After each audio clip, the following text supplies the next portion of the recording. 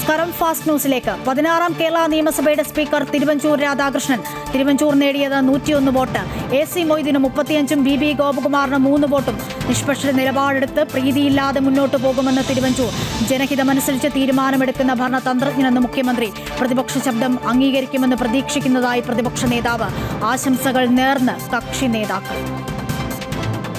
കോടിയേരി ബാലകൃഷ്ണന്റെ മകൻ ബിനീഷിനെ അവഗണിച്ച് CPM. 4 വർഷമായി ബിനീഷ് കോടിയേരിയുടെ പാർട്ടി അംഗത്വം പുനഃസ്ഥാപിച്ചില്ല. അംഗത്വം പുനഃസ്ഥാപിക്കാൻ 4 തവണ തിരുവനന്തപുരം ജില്ലാ കമ്മിറ്റി ആവശ്യപ്പെട്ടെങ്കിലും സംസ്ഥാന നേതൃത്വം പരിഗണിച്ചില്ല. തീരുമാനമെടുക്കേണ്ടത് പ്രാദേശിക നേതൃത്വമെന്ന് സംസ്ഥാന സെക്രട്ടറി. നവകേരള യാത്രയ്ക്കിടെ ആലപ്പുഴയിൽ വെച്ച് യൂത്ത് കോൺഗ്രസ് പ്രവർത്തകരെ മുൻ മുഖ്യമന്ത്രി പിണറായി വിജയനെ ഗൺമാന്മാർ മർദ്ദിച്ചത് ചട്ടവിരുദ്ധമായ നടപടിയെന്ന് പ്രത്യേക അന്വേഷണ സംഘം. ഗൺമാന്മാരുടെ ചുമതലയിൽപ്പെടാത്ത കാര്യങ്ങളാണ് ചെയ്തത് എന്ന് SITയുടെ കണ്ടെത്തൽ. മർദ്ദനത്തെക്കുറിച്ച് അന്വേഷിച്ച ആലപ്പുഴ SPയുടെ റിപ്പോർട്ട് LDF സർക്കാരിന്റെ കാലത്ത് ആഭ്യന്തര വകുപ്പ് പൂർത്തി. എറണാകുളം മലയിടം തുരുത്തിയിലെ ഭൂമി ഒഴിപ്പിക്കൽ പ്രശ്നത്തിൽ സമവായ ശ്രമവുമായി സർക്കാർ. മന്ത്രി റോജി M. ജോണിന്റെ നേതൃത്വത്തിൽ ചർച്ച നടത്തും. കുടിയൊഴിപ്പിക്കലിന് അനുവദിച്ച സമയം നീട്ടി നൽകണമെന്നും സർക്കാർ കോടതിയോട് ആവശ്യപ്പെടും. കുടിയൊഴിപ്പിക്കൽ നാളെ പൂർത്തിയാക്കണമെന്ന പെരുമ്പാവൂർ മുൻസിഫ് കോടതിയുടെ കർശന നിർദ്ദേശം വന്നതിന് പിന്നാലെയാണ് സർക്കാർ നീക്കം.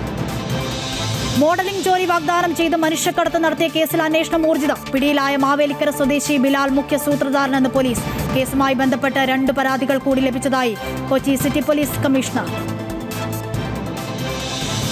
KSRTCയിൽ സ്ത്രീകൾക്ക് സൗജന്യ യാത്ര അനുവദിക്കുമ്പോഴുള്ള വരുമാന നഷ്ടം സംബന്ധിച്ചുള്ള റിപ്പോർട്ട് സർക്കാരിന് കൈമാറി. ഓർഡിനറി ബസ്സിൽ മാത്രം സൗജന്യം അനുവദിച്ചാൽ പ്രതിമാസം 57 കോടി നഷ്ടമുണ്ടാകും.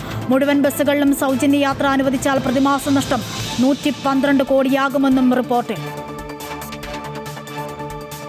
കോടിക്ലബിലെത്തിയ കോക്രോച്ച് ജനതാ പാർട്ടിക്കെതിരെ കേന്ദ്ര സർക്കാർ. രാജ്യസുരക്ഷയെ ബാധിക്കുന്ന കൂട്ടായ്മയെന്ന IB റിപ്പോർട്ടിൽ. നടപടിക്ക് നീക്കം. സാമൂഹ്യ മാധ്യമങ്ങളിൽ ട്രെൻഡായതിനു പിന്നാലെ ജനകീയ വിഷയങ്ങൾ ഏറ്റെടുക്കാനൊരുങ്ങി cockroach Janata party. Cockroach Janata പാർട്ടിയെ പിന്തുണച്ച് doctor Shashi Tharoor MP. CJP വെറുമൊരു ഇന്റർനെറ്റ് പ്രതിഭാസമല്ല, മറിച്ച് പുകയുന്ന ജനരോക്ഷമാണെന്നും ശശി തരൂർ Xൽ കുറിച്ചു. CJPയെ പ്രവർത്തിക്കാൻ അനുവദിക്കണമെന്നും ആവശ്യം. CBSE 12ാം ക്ലാസ് പുനർമൂല്യനിർണ്ണയത്തിനുള്ള അപേക്ഷ നൽകാനുള്ള തീയതി നീട്ടിയേക്കും. ഔദ്യോഗിക വെബ്സൈറ്റിലെ തകരാറ് മൂലമാണ് തീരുമാനമെന്ന് CBSE. വെബ്സൈറ്റിലെ തകരാർ ഉടൻ പരിഹരിക്കുമെന്ന് അധികൃതർ.